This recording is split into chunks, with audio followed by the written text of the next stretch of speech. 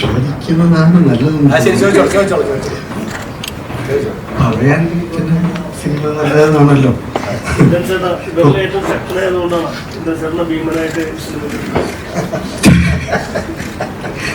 എന്തോ ഒരു ഉൾക്കരുത്ത് എന്തിനു കണ്ടു കാണും.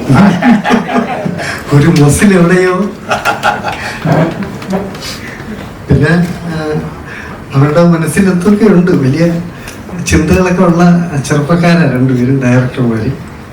അതുകൊണ്ട് തന്നെ അവരുടെ കഥ കേട്ടപ്പോൾ അവർ പറഞ്ഞപ്പോൾ നമുക്ക് തോന്നിയൊരു കൊതി അത് ശകലവും വിട്ടുപോകാതെയും നമ്മളങ്ങനെ കാട് കയറാതെ ഒക്കെ അവർ പിടിച്ചു നിർത്തി അവരൊരു ഉദ്ദേശിച്ച സ്ഥലത്തേക്ക് എത്തി.